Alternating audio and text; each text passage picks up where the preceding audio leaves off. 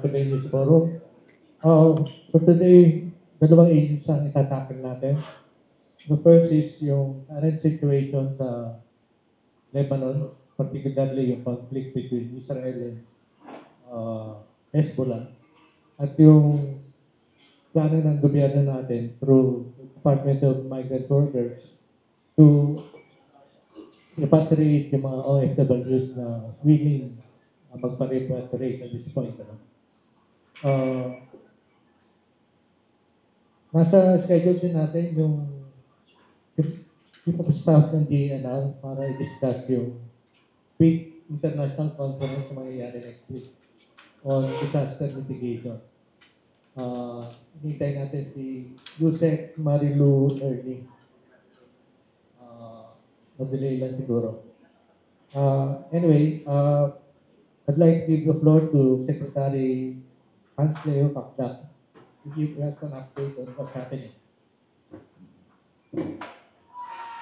Okay, magandang umaga po sa lahat at maraming salamat po muli sa panyaya. And of course, dito sa ating patuloy na effort, no, alam na natin na may direktibang ating Pangulo to mobilize all resources and assets para mapauwi ang ating mga kababayan mula sa Lebanon. At dito, merong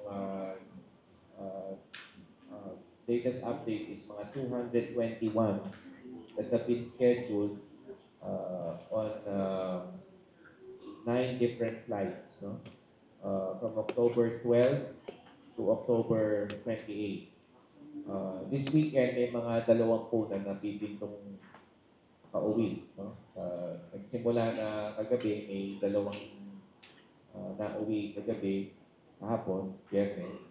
At meron pang 2 flights na dadating sa kabuuan, mga 20 yung uuwi ngayong weekend. And then, of course, yun nga, 221 more are expected. They have been booked to 9 different flights between October 12 to October 28.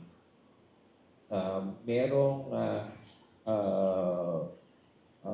ayon sa aming talaan, merong mga at least, no, mga 350 more na nasa processing through Lebanese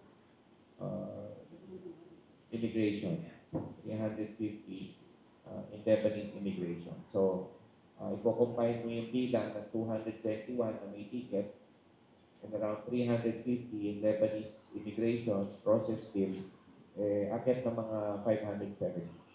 570 ang alam nating kababayan natin na pinanais na umuwi mula sa Lebanon. Also, meron tayong mga 178 na mga nasa mga shelters natin in 3 different parts of Beirut. 4 yan actually na shelters pero hindi napuno. And so far, nasa mabuting kalagayan naman yung ating mga nasa shelters. Ito nga meron akong ipapakitang video ng mga OFWs na nasa shelters natin, padadala ng ating mga tauhan sa shelter sa MWO at ni Admin Arnel Ignacio ng OWA. Nung isang araw sa ating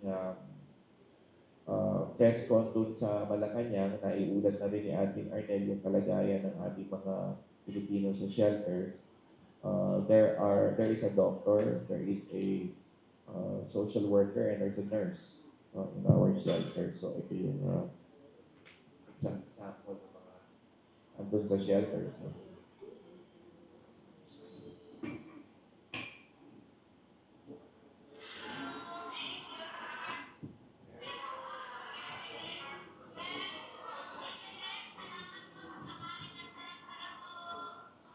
For shelters kasi sa hotel.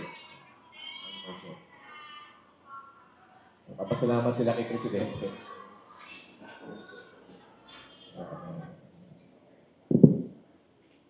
Show you a few more pictures yan.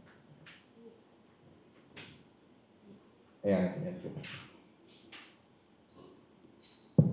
kagaya nila sa mga shelters natin. Oh, pinutum ako ah.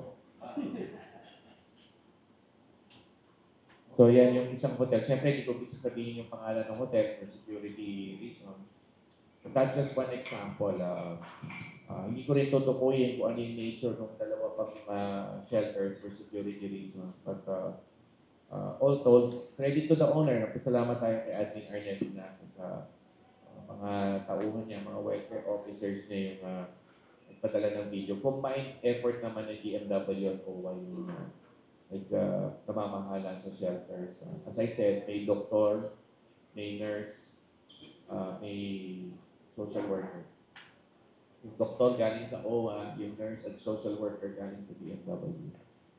So patuloy lang ang ating effort. Of course, we are still considering the option of chartering by air or by sea. But we will leave that we leave the details muna. We're still undertaking the preparation. We're leaving the details on that matter for a future announcement. Hindi ko na natin tatalaga yung mga detalye sa ngayon. Siguro ang pangalawa kong gustong iulat na rin is meron tayong nasawing kababayan na nurse sa Abu Dhabi. Kapag lumabas siya sa balita, rest assured that we are in touch at na-convey na natin sa pamilya ang pakikiramay natin sa asawa, sa husband. At together with the DFA, we are flying him to Abu Dhabi, to the UAE, para masaksihan mismo yung investigasyon ng mga UAE authorities at maisagawa natin yung pagpapauwi ng gabi ng kanyang asawa, kasabay niya na siguro umuwi sa aeroplano yung asawa niya ng pag-uwi. So, yun na lamang siguro ang aking update sa ngayon. Thank you. Sir, may target numbers po ba kayo ng Pinoy na nasa Lebanon na uuwi para ma-consider na tagumpay yung repatriation? May mga 11,000 tayong Pilipino ngayon na nasa Lebanon. Karamihan sa kanila nasa Beirut. Karamihan sa kanila ay domestic workers o mga kasambahay. Kaya ako pino-point out ito kasi ito ang isang bahagi ng dahilan kung bakit marami sa kanila ay hindi pa nais or hindi pa nauwi. Kasi sa ngayon, alert level 3, so voluntary repatriation mode tayo. Nasa sa tao kung gusto niyang umuwi. At isang dahilan nga siguro ay dahil sa nature ng trabaho nila. Kasambahay sila. Yung trabaho nila is within an employer household, so interpersonal ang relationships with the members of the household. And yun nga, meron silang mga personal na kadahilanan. Bakit nila gusto manatili, maaaring may sense of loyalty na sila o bahagi na sila ng pamilya ng kanilang employer. So, and then of course, hindi naman natin mapapagkailan naman may income sila. No? So, sa ngayon ay 579, binabanggit ko yung 221 na ready for repatriation na may airline tickets na booking up to October 28, from October 12 to October 28, and 350 na for processing ng Lebanese immigration. So 570 ang sigurado tayo gustong umuwi. 570, I'm sorry. 570 ang sigurado tayo gustong umuwi. But other than that, tayo ay naghihikayat pa rin sa mga kababayan natin na mag-avail ng repatriation. Yung pong ibang Pinoy, hindi ko alam kung palusot lang kasi nasa kultura din naman natin, naghahanap tayo ng masisisi. Saka sa mga palad, gobyerno pinakamadaling sisihin. Talagang ayaw umuwi. Ang isa sa nabibili natin katiran, pag daw sila umuwi, pag bumaba ng alert level, ay hindi na sila makakabalik doon. Totoo ko ba yun? Parang merong penalty, hindi na sila makakabalik ng Lebanon pag sila parang inabandon nila yung kanilang trabaho. Hindi naman, kasi sila naman ay uuwi ng kadalasan naman ay may maayos na pagpapaalam sa kanilang mga employer. Yung mga nahihirapan na magpaalam sa employer, tinutulungan naman natin, kinakausap natin, kinukumpinsin natin sa employer. Bahagi yan sa expertise, sa kasanayan ng ating mga labor attaché at welfare officers, mga personnel on the ground sa migrant workers office natin, katuwang ang bahada doon. So, sa tingin ko ay makakabalik at makakabalik naman sila. It's just a matter of, syempre yung security situation doon. At sa ngayon naman ay limited ang flights, nakikita natin yun. Ano? So, as long as makabalik sila with a flight back to Beirut, ay wala naman ako nakikita ng problema. Yung assistance na binibigay natin dito ay pinag-utos ng ating Pangulo is financial assistance mula pagbalik ay 150,000 pesos. Combined yan ng DFW at OWA. Ay yan ay kahit pa paano 4 hanggang 6 na buwan na sahod. Kasi nga mga domestic workers sila doon. And then nandyan din ang DOH, Secretary Bosa, DFWP, Secretary Gatchalian's team para magbigay ng kaukulang tulong. Si TESDA Director General Kiko Benitez ay nandyan din yung team niya para magbigay ng free training vouchers. So, nakahanda rin makatulong ang DOLE, Secretary Lagres. Yung whole of government approach na inatasan ng Pangulo na tumulong ay nakabang naman para tumulong sa kanilang pag-ibig. Ano yung assessment ng DFW about yung overall security situation ba? Security situation kasi ay nakadepende rin sa assessment ng DFA ng kanilang expertise sa Department of National Defense. Alam natin kahapon may atake sa Central Beirut, but at the same time, alam din natin na may panawagan yung caretaker president ng ceasefire. So, sana humupa ang sitwasyon. Siyempre, matagal na natin pinagdadasal yan. But at the same time, handa rin tayo kasi pinag-utos na ating Pangulong na ilikas ang ligtas yung ating mga kababayan doon. Mostly sa South Lebanon yata yung danger zone. Yung sa South Lebanon, hindi na ganun karami ang mga Pilipino. Marami sa kanila ay nakalikas na. Ilan sa kanila ay nandun sa shelters natin. At hindi sila ganun karami sa huli natin bilang hindi pa siguro lalagpas ng 10 sa ating bilang. But nevertheless, we are in touch with them dun sa mga nandun pa sa mga southern part of Lebanon. Sila ay safe dun sa mga tahanan ng mga employers nila. Sir, yun po bang 11,000 Pilipinas na yan, may data ang DMW kung anong klase yung kanilang amo. Kasi alam natin, may 3 pangunahing klase ng mga Lebanese. Kristiyano, Shiite Muslim at Sunni Muslim. Saan po doon nandun yung bulk ng mga Pilipino? Ang masasabi ko ay hindi ko naman masabi kung ano yung bulk, no? Pero definitely may mga domestic workers sa households ng Christians, Lebanese Christians. Hindi ko naman masabi yan ng bulto, pero maraming mga OFWs na nando doon sa mga tahanan na yun. And meron din sa Sunni, sa Shia households. Hindi lang tayo kasi talagay ng talaan patungkol dito sa distribution na to. Pero sa pagkakaalam namin na marami sa mga Christian households, but also meron din sa mga Sunni and Shia households. Hindi ko ba, well, we're not being racist, pero kung nasa Shia, naglilingkod, mas may panganib yun na maipit sa crossfire. Kasi alam natin, ang Hezbollah is primarily a Shiite group. Hindi naman din siguro kasi yung Israeli attacks are based on yung particular targets, no?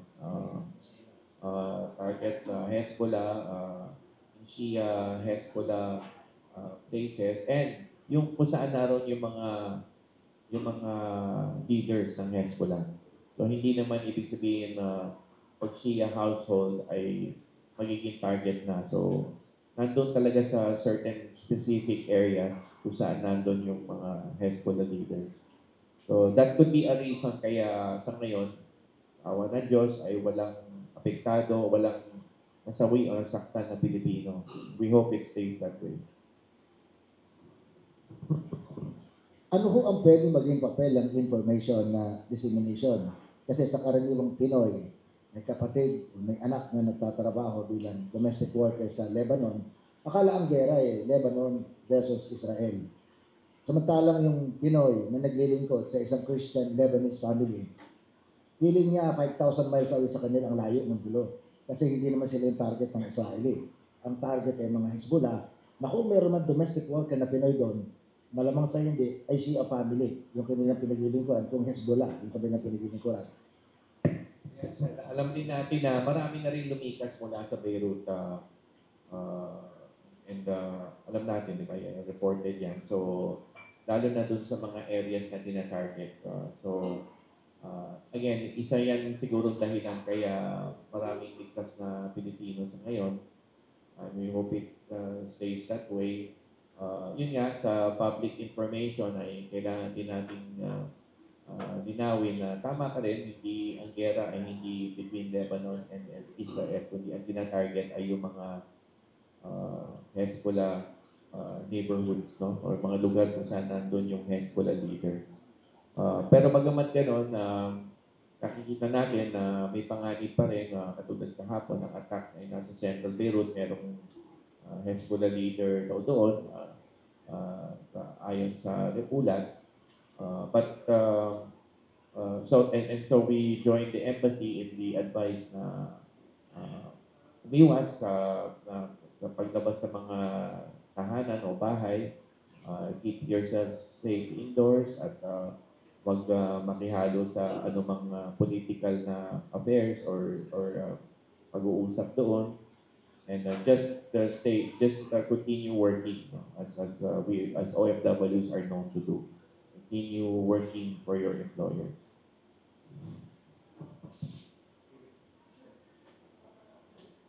Sir, choice ko more approach. Sir, just to clarify lang, yung dalawang raids sa Beirut kahapon, there were more than 22 fatalities and 117 injuries. Wala namang Filipinos. Yes, ayon sa ulat, wala. Pero dun sa areas, sir, na ni-raid, wala namang Filipinos doon na nearby, or are there efforts ba na papuntay muna sila sa shelter? Since Yes, Beirut talaga siya. may panawagan na rin naman tayo na yung mga gusto pumunta sa shelter ay either pumunta sa shelter or susunduin natin sila, kunin natin sila. Kaya yung migrant workers office natin ay nasa Beirut.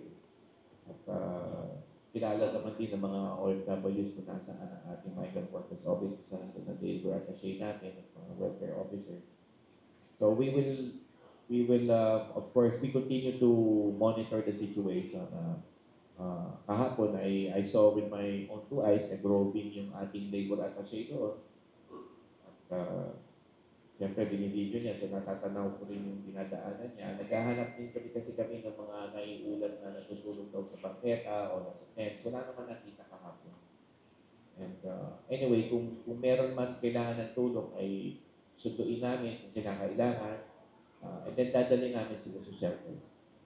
Sir, ilan yung Filipinos sa Beirut mismo? And yung kaninang nabanggit mo na 178 na nasa shelter, kasama na po ba siya sa pinaprocess for exit? Yes, that's right. Sila doon pinaprocess na. Well, merong ilan na halimbawa, meron doon mga overseas Filipinos din, kasal sa Lebanese. Siyempre, hindi na natin iniiba yung mga Pilipino, whether OFWs or not, nandun sa shelter natin. So may mga 15 na mga overseas Filipinos. Nung tinanong namin sila, wala pa silang plano umuwi. So may ganong klase na sitwasyon na kasal sa Lebanese at siguro dahil nga ang Lebanon na tinatagurian nila home ay hindi rin pa sila handa umuwi. So, nandun sila in the shelter for purposes of being taken care of. So yung number na lang ng Filipinos sa amin? 11,000. Most of them are in Beirut. Most of the Filipinos in Lebanon are in the Beirut area, the central area. Sa labas nun ay ilang daan lang. Sa south nga ay kalaan natin na hito po ng mga 200 lang. Bago nangyari yung bigwa. At ngayon ay mas kakonti na lang natira sa south. Yun nga, ay bahala natin ang MWO natin, labor attaché natin, is in touch with those who are still in the south and have asked them to come up to Beirut. We are also arranging for a potential na pag-transport sa kanila. Medyo delikado rin kasi yung sitwasyon, kaya pati mga tao natin, tinatansya din kailan pa biyahe dito sa South para magsundo. Kaya sa ngayon, hindi pa advisable. Gawa ng patuloy nga na attacks dun sa South. Gaano ka-organize ang mga Pinoy doon? Meron pa ba silang mga pager, meron pang mga cellphone? Considering na nung nakalipas na mga linggo, sumabog yung mga pager, yung mga radyo, at natitrace sa cellphone. Sa cellphones, meron pa naman silang contact sa cellphones. And again, siguro kasama yan sa information na dapat ipamahagi. Yung naman mga attacks via pagers, una wala nang gumagamit ng pagers ngayon. Bakit may pagers na Hezbollah, they would have their own reasons. No? And gayon pa man, may specific targets din yun. Alam natin na pinano din yung attacks na yun, yung pager and walkie-talkie attacks. So, hindi necessarily lahat ng walkie-talkie o pati mga cellphone ay under threat. Kasi nga, specific attacks yun. Specific operation yun na sinagawa. Ayoko na magbigay ng detalye tungkol doon na hindi naman ako dalubhasa sa larangan na yun. But alam natin na targeted din yung mga nangyaring tinatawag na pager and walkie-talkie. Mga Hezbollah rin ang tinatarget ko. Check, wala ba kayong nababalitang mga Pinoy na domestic workers na pinagbabawalan na ng kanilang mga amo na gumamit ng cellphone? Kasi may paniniwalang sa cellphone daw natatrack ng mga IDF ang location kung nasaan sila, at alam daw ng mga IDF kung saan nagtatrabaho, kung sino ang amin ng mga Pinoy, particularly yung mga Pinoy na nagsisilbi sa mga Shiite na suspected na Hezbollah member. May natanggap na rin tayong ulat na gano'n, pero so far wala. Ang nakadepende naman tayo sa ganung sitwasyon sa mga Philcom leaders. At so far, wala naman tayong nadinig na ulat na gano'n sa mga Filipino community leaders. Of course, we continue to reach out to our OFWs on the ground para malaman yung sitwasyon nila. At yun nga, tinutulungan din natin yung OFWs na nahihirapan na magpaalam o umalis sa kanilang mga respective employers. Pinakausap yung employers para payagan silang umalis. May na-encounter po akong question sa mga, mula sa kamag-anak ng mga Pinoy na nasa Lebanon. Medyo, para sa akin, hindi magandang tanong, pero tatanong ko na rin sa inyo. Sila pa daw po ba nakakapagpadala pa ng pera? Well, sa larangan na yun, alam natin na ang business transactions and normal life ay medyo maayos. Maybe 3 weeks ago, bago pa man nangyari yung attacks na nagdulot ng pagkasawi ni Nasrallah. Pero ang ulat sa akin ay naiba yung sitwasyon na mula noon na naging limited ang normal life, no? Ang transactions, ang malls and such, naging limited na ang mga pagbukas ng mga pasilidad. Hindi ko lang alam kung mismong yung remittances ay naudlot, but alamin na lang natin yan kung pati yun ay naapektuhan.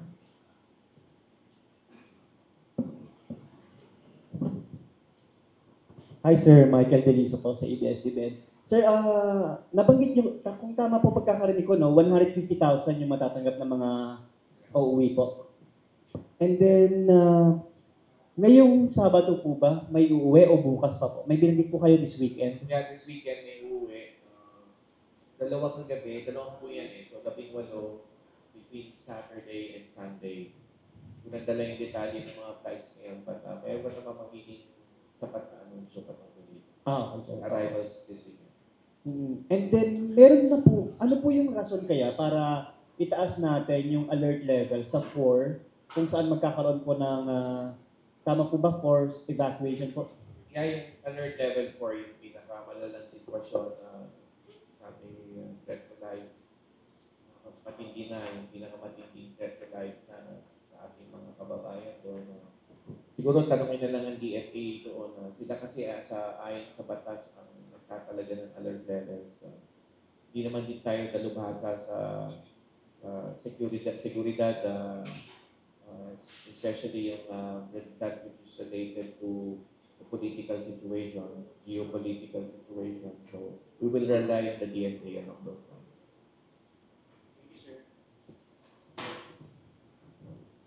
First time po ito, na ang marirepatriate bibigyan ng 150K.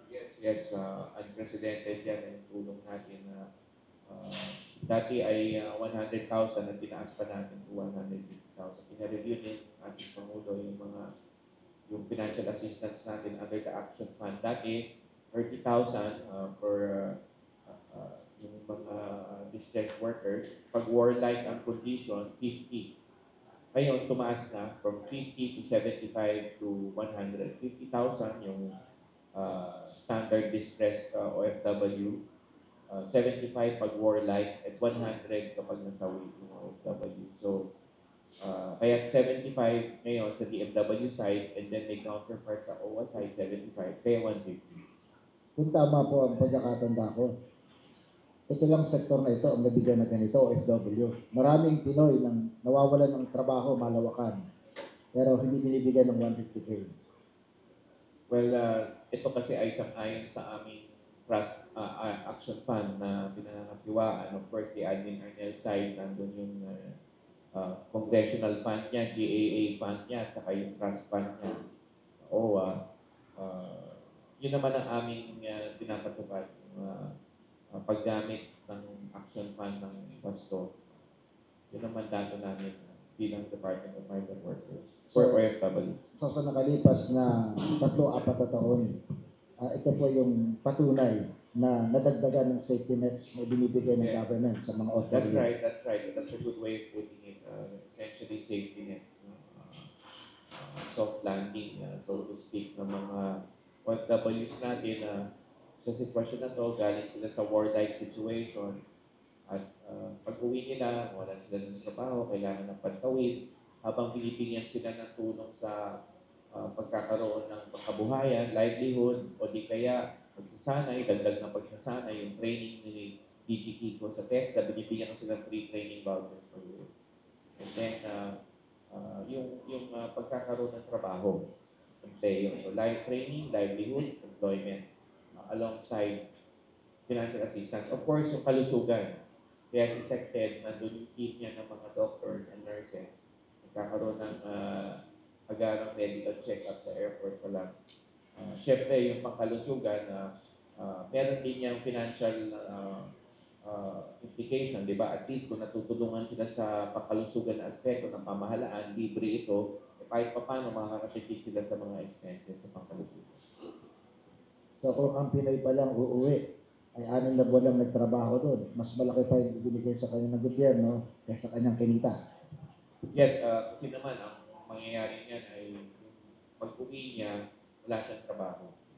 So yung sa hinaharap, yung sa English ay legal terms, yung wherewithal, kasi meron siyang dala habang dumadaan siya sa proseso ng pagsusubok o kawalan ng trabaho. Sir, pagod na, medyo kukulitin ko dyan. Kasi hindi na-appreciate ng iba ito. Aside from 150K, yung value ng training na ibibigay sa kanila, hindi rin ito mura. Hindi ito mura mag-training ng isang tao sa panibagong skill. Of course. Kasi ang layunin natin doon ay pagbalik niya, wala siyang trabaho, kung siya ay maghahanap ng bagong trabaho o pangkabuhayan, at kailangan niya mag-adjust, bahagi doon yung pagsasanay, yung transition siya. Kung wala yung pagsasanay, at bibigyan lang siya ng negosyo, o ilalagay lang siya sa particular na trabaho, then hindi rin uubra yun. So doon pumapasok yung pagsasanay. Tama ko, meron ding, siyempre, meron ding financial equivalent yun kasi yung training institution na libre mula sa TESDA, syempre meron din yung karapatang expense sa pagsasanay doon at libre na nga binibigay ng TESDA. Questions? Magandang umaga po, seconds. Meron lang isang bumabagabot sa akin na, issue tungkol dito. Alam natin, nangyari nga ito, no? Time din, nangyari itong sigarit ko to dito sa pag-ikot ng Hezbollah at IDF. Ang sa akin, hindi kaya nakikita rin na merong angulo since bare months ngayon na pwedeng gamitin ito ng consumer, no? Uuwi na, libre ako masahe ko uwi. After 2 or 3 months, pwede naman ako, nakalibre ako ng masahe pabalik. Pagbalik ko sa magkakaroon ng pagkakataon na bumuli ko rin sa Lebanon, pagka either humupa yung gulo or patawag siya ulit. In other words, ang sinasabi ko lang, isn't this a free ride? Nakikita ba niya ang gulong yun? Of course, it's a free ride, literally speaking, no? But it's in the context of war. It's in the context of threat to life or security. Kapag voluntary repatriation mode, ibig sabihin, ang proseso is paghikayat na sila umuwi na para maligtas sila sa kapahamakan. Alam na natin, marami na tayong pinagdaanan ng sitwasyon ng mga nasawing OFW.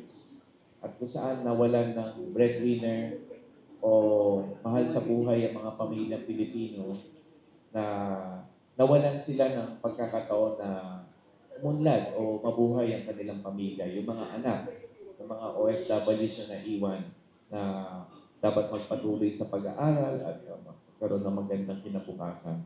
Yun yung magiging kapalit lahat nun. Kung hayaan lang natin sila, huwag natin silang bigyan ng tulong dahil nasa threat sila, yung seguridad nila ay threatened. So ang kapalit nun, hinihikayat natin silang umuwi, but in so doing, mawawalan sila ng trabaho at kailangan naman din patuloy ang ating pagtulong sa kanila. Pinararangalan natin ang ating mga OFWs, ayan ay patakaran sa ating batas, sa ating saligang batas. At sa pagsasagawa nito, may mga kakulang pondo na binigay ang pamahalaan at gugugulin natin yung pondo na yon para sa kanila. Kasi ito ang patakaran, ito ang layunin ng inanais ng ating batas. Kaya tayo rin naman ay tumutulong sa mga OFWs kasi ganoon na lamang ang kanilang pagod at hirap ng panintindihan itong bayan. Lalo na sa konteksto ito.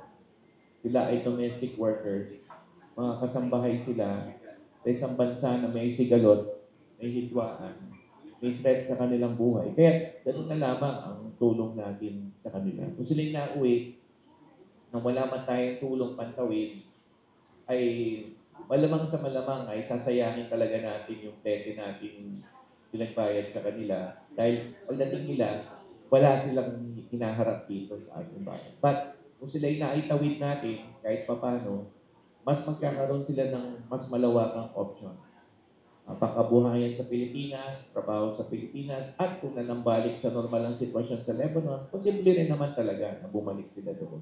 But just the same, natulungan natin sila sa panahon ng pinakamatindi nating bilang pangailangan. At yun ang iniutos sa atin ng batas, yun ang patakaran ng ating Pangulo sa pagbibigay ng protection sa ating mahal na OFW. Sec, ilang beses, balik-tarik ko tanong para hindi offensive. Pwede bang makakuha ang isang OFW ng 2-3 beses na benepisyo ng 150K in the context of having a war there? Kasi kung titingnan po natin, ang Lebanon is in state of civil war simula pa noong 1975. Ang Israel is in state of war since 1949 sa mga kalapit ng bansa. So, pag binigyan natin ng 150K, bumalik yan, state of war pa naman eh.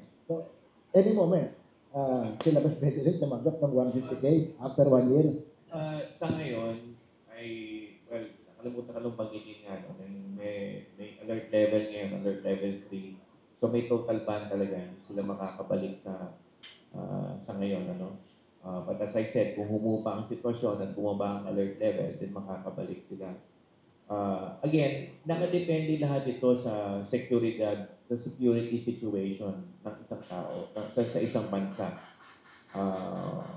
Mahirap i-predict kasi kung anong mangyayari in the future. Alam natin ang geopolitical tensions na pumabalot sa mundo. At sana walang geopolitical tensions, pero nandiyan yan. At ang mga Pilipino ay ginanahi sa kanilang constitutional right na sila'y magkaroon ng makabuhayan sa ibang bayan, ay yan ang sinasagawa nila. So, hanggat merong Pilipino na threatened elsewhere around the world, dahil tapat naman silang umalis at naglilingkod, hindi naman siguro sila umalis knowing na may 150,000 sila.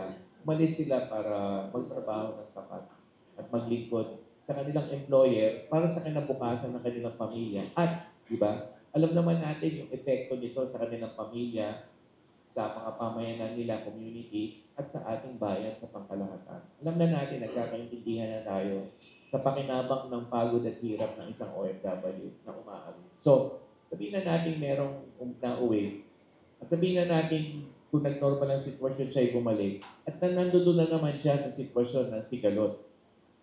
Mahirap naman sigurong sabihin na sinadya niyang malagay dun sa sitwasyon ng sigalot kasi iniisip niya yung ayuda ng gobyerno. I would think na mas particular siya, mas prioridad sa kanya, yung maghanap ng trabaho kung saan may kinabukasan yung pamilya niya. At hindi yung saan ba ako pupunta na may ayuda ako sa gobyerno. So, galangin na lang siguro natin yung phenomenon na isang OFW na maghanap ng trabaho para sa kinabukasan ng kanyang pamilya, pamayanan, at ng ating bayan.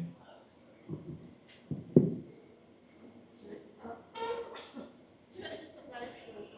Kanina yung mention sa nurse in Abu Dhabi. Kailan po yung expected na Repatriation. Tsaka, can you tell us more about, sir, ano yung detalye na lumabas na so far sa initial investigation? Wala pa ako munang detalye ilalahad kasi we are waiting. I don't want to preempt the results of the UAE authorities. Yung kanyang pagbalik ay nakadepende rin sa investigasyon. Hindi natin mamadaliin sa ngayon. Kaya nga ang ating tunas ay dalhin na lang yung husband doon para mismo niya masaksihan yung proseso ng pagpapauwi at yung investigasyon. So, willing naman tayo doon. And yung pag-uwi ay hindi pa natin makita talaga yung araw. But I know for sure na sa UAE mabilis sila magpa-uwi sa ganitong mga sitwasyon. Siyempre, hindi natin gusto yung kinasapitan ng ating kababayan.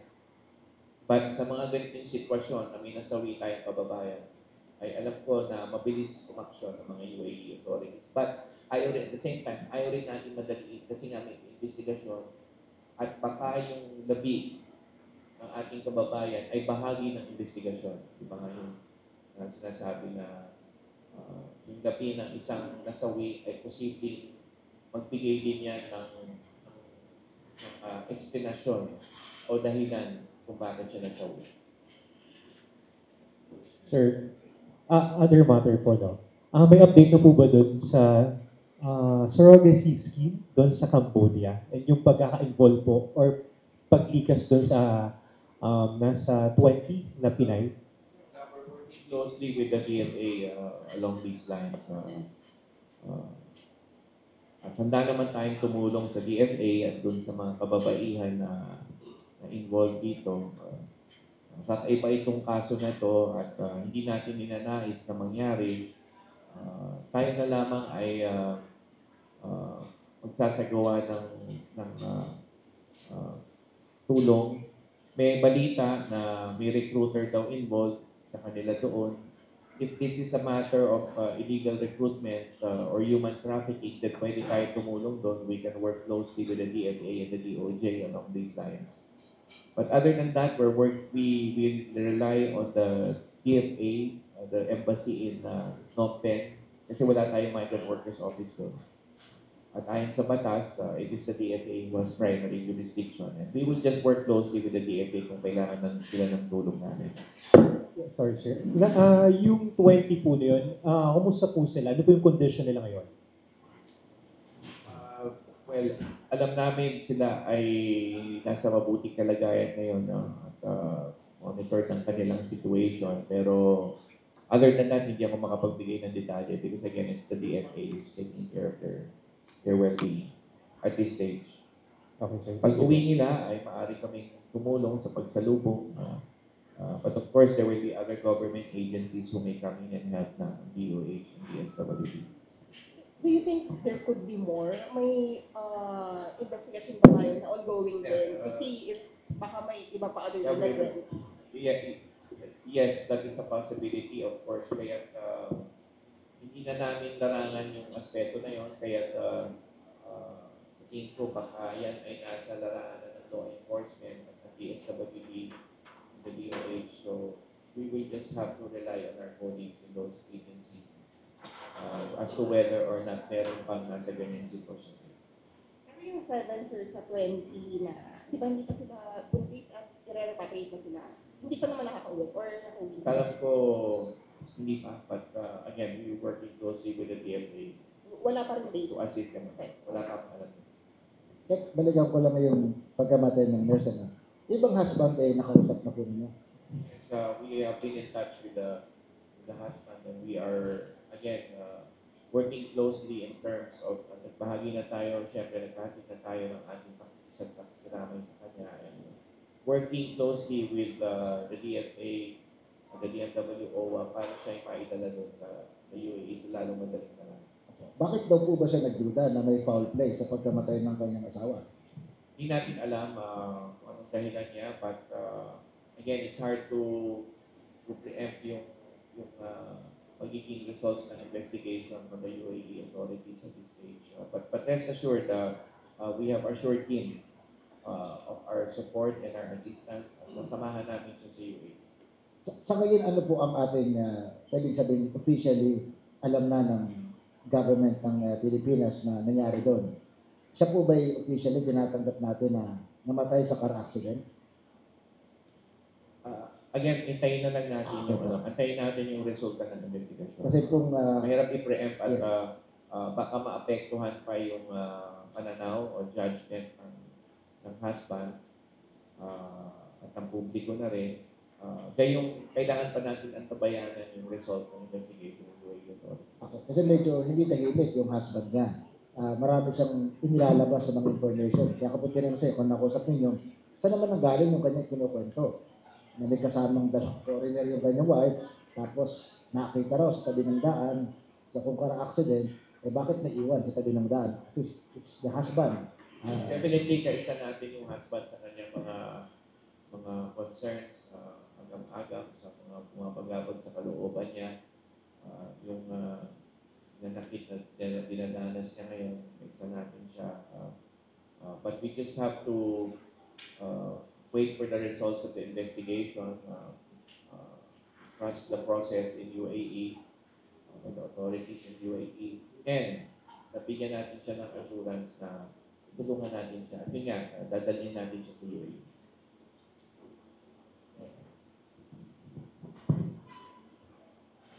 Ganda po, Sec.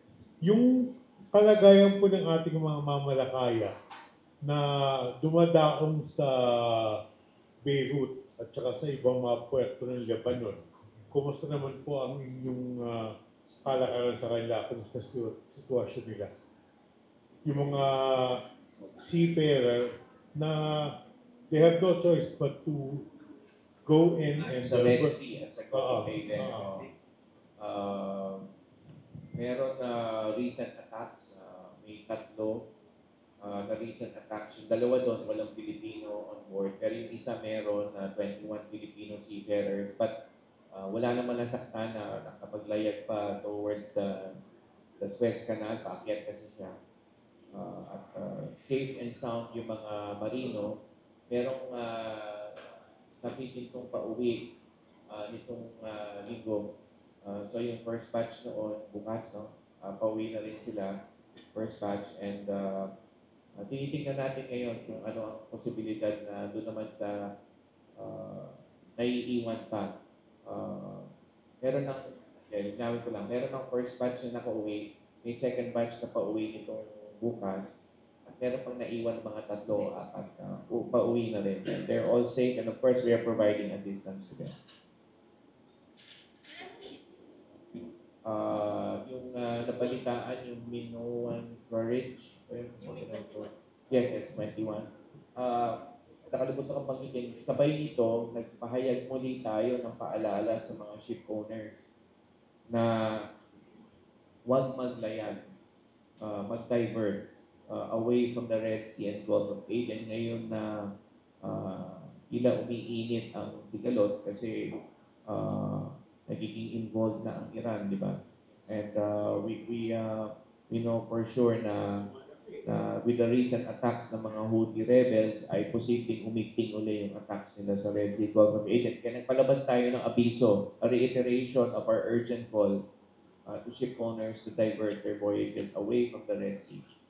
And also, we have suspended or have disallowed 10 ship owners from boarding Filipino seafarers on their ships that traverse the Red Sea and the Gulf of Aden. Doon lang naman. Sa ibang rota, walang problema. Pero kung yung ship nila ay maglalayag sa Red Sea at Gulf of Aden, meron na tayong 10 ship owners na pinagbawal na isakay yung kanilang mga seafarers. At ito yung 10 ship owners na naatake na in the past yung kanilang mga barko. Kasama na dyan yung ship owner nung meron pa rin ngayon tayong 17 hostage seafarers na nasa may puerto ng Hodeida, Yemen. Yung Galaxy Leader seafarers ay still, no? 1 year, halos 1 year, November 19 kasi ang time na held captive sila ay nandun pa rin sila ngayon. So, ang malinaw na patakaran natin ay to divert, directing the ship owners to divert, and if nag-decide sila mag-divert, may right to refuse sailing dapat ang mga seafarers. And number 2, kapag sila ay na-atake, we will already prevent them from boarding seafarers in the future na maglalayag doon sa Red Sea and Gulf of Aden. Sir, so sa 21, lahat sila babalik na ng Pilipinas? May 2 batches na nakauwi. Sa pagkaalam ko, may second batch tomorrow. Parang may mga 7 yatang unang nauwi, and then may 11 bukas. So may mga 3 o 4 pang naiwan na mga... Pero all of them are returning? Yes. All of them are And returning. none of them was injured naman po? None of them. So yung sa Galaxy Leader na lang, ano yung condition nila so far? And kailan yung last visit? Sa ngayon ay sila ay still safe and sound on board the ship. Nagdadasal pa rin natin na sila ay makauwi na ng ligtas. Alam natin na merong plano muli na dumalaw ang honorary consul natin aboard the ship. At papasalamat tayo sa DFA sa coordination na sinasagawa natin with them para matuloy ito. Nagkaroon din ng dalaw ang International Red Cross sa kanila maybe about 3 weeks ago. And yun nga, may planong dumalaw din ang honorary consul natin for a second time on board the ship to check on their safety. Well-being. Safety and well-being. Huli ko na lang tanong, kumusta naman po yung kalagayan po ng ating embassy staff sa Beirut? Nalalagay po ba sila sa panganib? Kung sakasakali, ano yung mga measures na ginagawa natin ngayon upang manatili ang kaligtasan nila? Yes, meron tayong 15 personnel, including our labor attaché doon. We augmented this team with an additional 5 personnel, so 20 sila. May augmentation, may padating pang augmentation team doon. Nasa mabuti naman silang kalagayan, pero syempre ay pinagdadasal, pinagkakaingatan din nila natin ang kanilang kapakanan. Meron namang proper coordination with the embassy. Papasalamat din tayo kay Ambassador Raymond Balatbag. Dahil ganoon na lamang ang kanyang tulong at support rin sa mga tao natin. So far they are okay, and hoping na humupa ang sitwasyon, but at the same time patuloy ang kanilang paglilingkod in terms of arranging for the repatriation flights, operating or manning the shelters, and conducting roving operations on the ground, and being in touch with our Filipino community. Related sa usapin ng pagban ng Pogo, ano yung posibleng magawa ng DMW tungkol dun sa mga Pilipino na mawawalan ng trabaho dahil sa pagsara ng Pogo? Do you expect na maghahanap yun sa ibang bansa na Yeah, we're working closely with Sec Benny Laguesma and the Department of Labor and Employment. At papasalamat tayo kay Sec Benny kasi may coordination. So may planong job fair at employment facilitation measures. training? Yeah. Well, yung training site na kay Sec Kiko, DG Kiko sa TESDA, saganang amin yung job facilitation. Of course, local employment is the #1 priority for them, but in case they would want overseas employment options, kaya kami kasali sa job fair employment facilitation. So well coordinated naman din kami ni Sec Benny.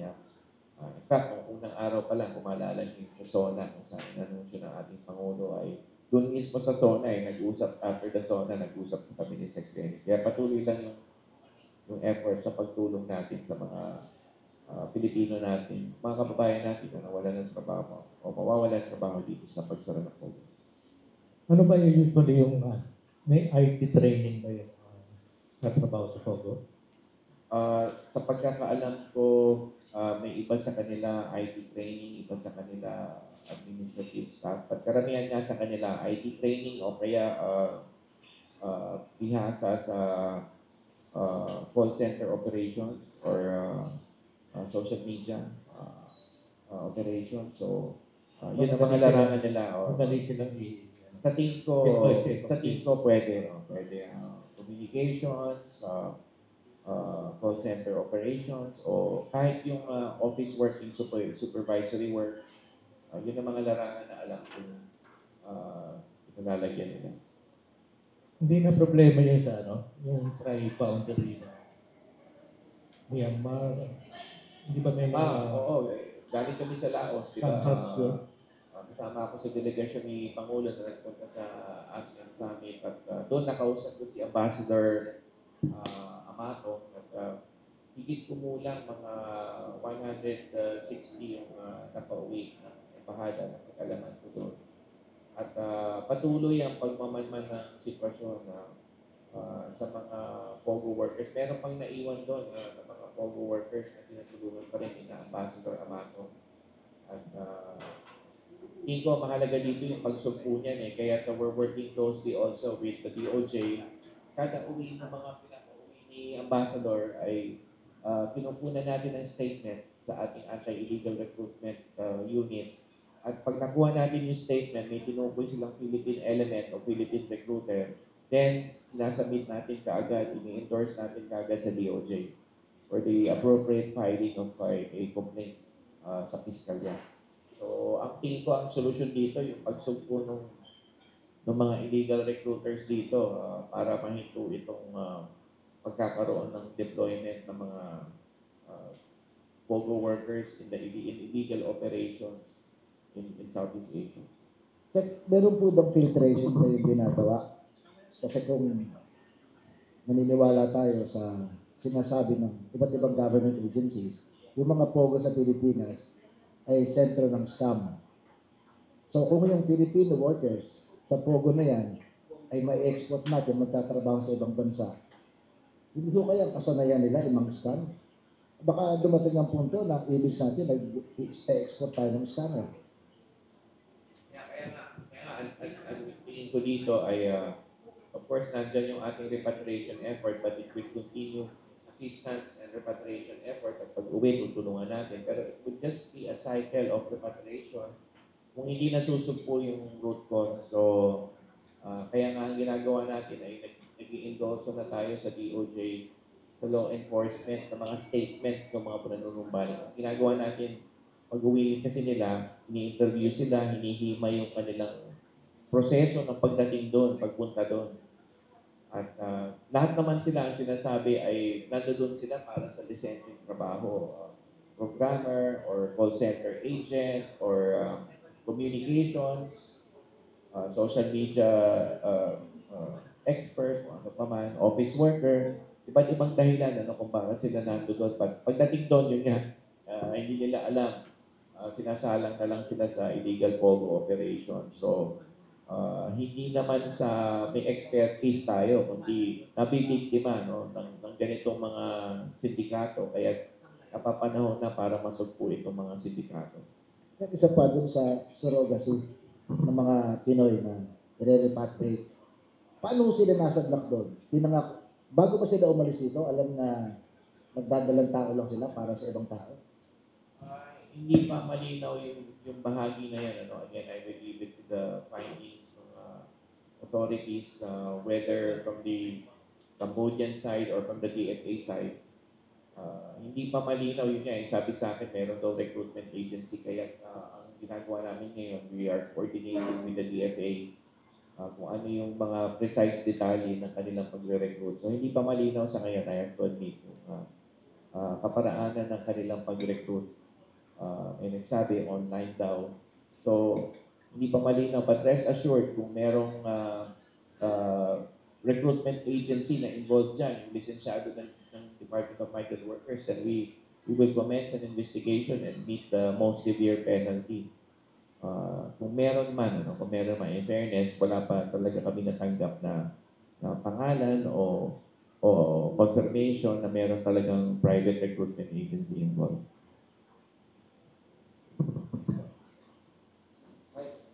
Okay. Questions pa? We're sorry hindi nakarating si Yusek Marilu Ernie ng DNR. Maganda sana discuss niya yung importanteng conference na gagawin this coming week na dineclare pa na ang pasok yata sa Lunes. Dahil 4,000 ministerial level delegates na narating dito para discuss ng disaster risk mitigation.